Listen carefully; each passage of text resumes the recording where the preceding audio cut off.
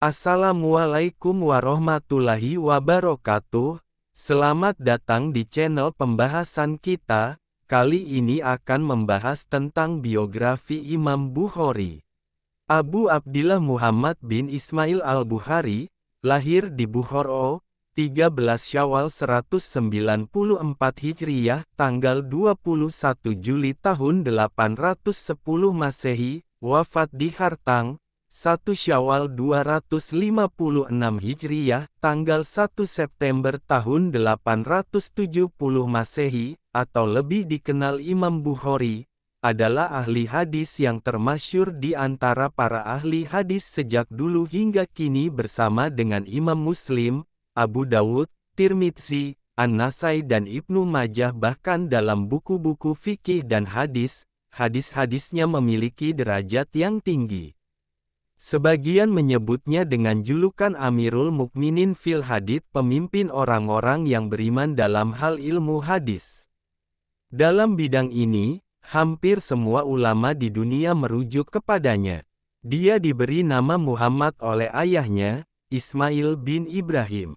Yang sering menggunakan nama asli dia ini adalah Imam Tirmidzi dalam komentarnya setelah meriwayatkan hadis dalam Sunan Tirmidzi. Sedangkan kunyahnya adalah Abu Abdullah. Karena lahir di Bukhara, Uzbekistan, Asia Tengah, dia dikenal sebagai Al-Bukhari. Dengan demikian nama lengkapnya adalah Abu Abdillah Muhammad bin Ismail bin Ibrahim bin Al-Mughirah bin Bardisbah Al-Jufi Al-Bukhari.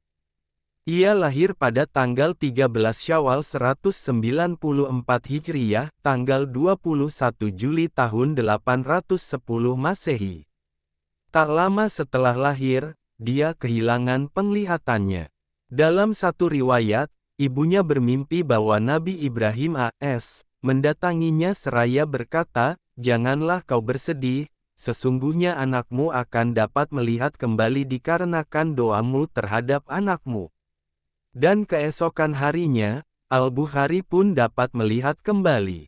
Bukhari dididik dalam keluarga ulama yang taat beragama. Dalam kitab As-Sikat, Ibnu Hibban menulis bahwa ayahnya dikenal sebagai orang yang wara, dalam arti berhati-hati terhadap hal-hal yang bersifat syubhat, ragu-ragu, hukumnya terlebih-lebih terhadap hal yang haram. Ayahnya adalah seorang ulama bermazhab Maliki dan merupakan murid dari Imam Malik, seorang ulama besar dan ahli fikih. Ayahnya wafat ketika Bukhari masih kecil. Bukhari berguru kepada Syekh Ad-Dahili, ulama ahli hadis yang masyhur di Bukhara. Pada usia 16 tahun bersama keluarganya, ia mengunjungi kota suci terutama Mekah dan Madinah, di mana di kedua kota suci itu dia mengikuti kajian para guru besar hadits. Pada usia 18 tahun dia menerbitkan kitab pertama Qazaya Sahabah wa Tabi'in, hafal kitab-kitab hadis karya Mubarak dan Waqi bin Jarrah bin Malik. Bersama gurunya Syekh Ishaq, menghimpun hadis-hadis sahih dalam satu kitab setelah menyaring dari 1 juta hadis yang diriwayatkan 80.000 perawi sumber menjadi 7.275 hadis. Bukhari memiliki daya hafal tinggi sebagaimana yang diakui kakaknya, Rashid bin Ismail. Sosok dia kurus, tidak tinggi, tidak pendek, kulit agak kecoklatan, ramah dermawan dan banyak menyumbangkan hartanya untuk pendidikan. Untuk mengumpulkan dan menyeleksi hadis sahih, Bukhari menghabiskan waktu selama 16 tahun untuk mengunjungi berbagai kota guna menemui para perawi hadis, mengumpulkan dan menyeleksi hadisnya. Di antara kota-kota yang disinggahinya antara lain Basrah, Mesir, Hijaz, Mekah dan Madinah, Kufah, Baghdad sampai ke Asia Barat. Di Baghdad, Bukhari sering bertemu dan berdiskusi dengan seorang ulama besar, Ahmad bin Hanbal. Di kota-kota itu ia bertemu dengan 80.000 perawi. Dari mereka dia mengumpulkan dan menghafal 1 juta hadis.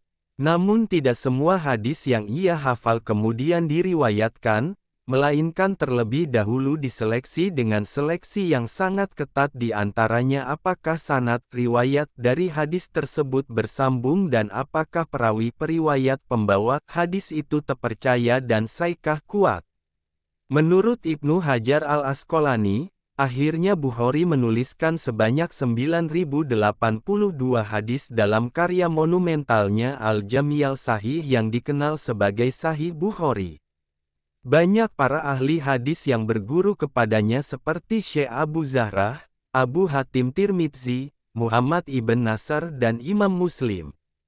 Di antara guru-gurunya dalam memperoleh hadis dan ilmu hadis adalah Ali ibn al-Madini, Ahmad bin Hanbal, Yahya bin Ma'in, Muhammad ibn Yusuf al-Faryabi, Maki ibn Ibrahim al-Bahi, Muhammad ibn Yusuf al-Baikandi dan Ibnu Rahawayh. Selain itu ada 289 ahli hadis yang hadisnya dikutip dalam bukunya, Sahih Bukhari. Dalam meneliti dan menyeleksi hadis dan diskusi dengan para perawi, Imam Bukhari sangat sopan. Kritik-kritik yang ia lontarkan kepada para perawi juga cukup halus namun tajam. Tentang perawi yang sudah jelas kebohongannya ia berkata, perlu dipertimbangkan, para ulama meninggalkannya, atau para ulama berdiam diri dari hal itu, sementara perawi yang hadisnya tidak jelas ia menyatakan, hadisnya diingkari. Bahkan banyak meninggalkan perawi yang diragukan kejujurannya. Dia berkata, saya meninggalkan 10.000 hadis yang diriwayatkan oleh perawi yang perlu dipertimbangkan dan meninggalkan hadis-hadis dengan jumlah yang sama atau lebih, yang diriwayatkan oleh perawi yang dalam pandanganku perlu dipertimbangkan. Banyak para ulama atau perawi yang ditemui sehingga Bukhari banyak mencatat jati diri dan sikap mereka secara teliti dan akurat. Untuk mendapatkan keterangan yang lengkap mengenai sebuah hadis serta memastikan keakuratan sebuah hadis, ia berkali-kali mendatangi ulama atau perawi meskipun berada di kota-kota atau negeri yang jauh seperti Baghdad, Kufah, Mesir, Syam, Hijaz seperti yang dikatakan dia, saya telah mengunjungi Syam, Mesir, dan Jazirah masing-masing 2 kali, ke Basrah 4 kali, menetap di Hijaz selama 6 tahun, dan tidak dapat dihitung berapa kali saya mengunjungi Kufah dan Baghdad untuk menemui ulama-ulama ahli hadis. Di sela-sela kesibukannya sebagai ulama pakar hadis, ia juga dikenal sebagai ulama dan ahli fikih, bahkan tidak lupa dengan kegiatan-kegiatan olahraga dan rekreatif seperti kegiatan belajar memanah sampai mahir. Bahkan menurut suatu riwayat, Imam Bukhari tidak pernah luput memanah kecuali 2 kali.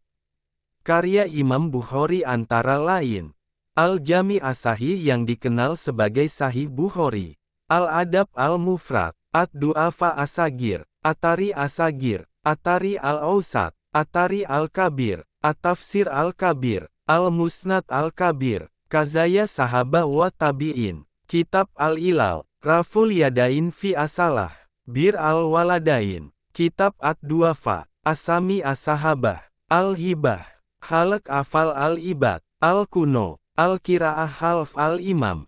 Kebesaran akan keilmuan beliau diakui dan dikagumi sampai ke seantero dunia Islam. Di Naisabur, tempat asal Imam Muslim seorang ahli hadis yang juga murid Imam Bukhari dan yang menerbitkan kitab Sahih Muslim, kedatangan beliau pada tahun 250 Hijriah disambut meriah, juga oleh guru Imam Bukhari sendiri Muhammad bin Yahya as-Zili.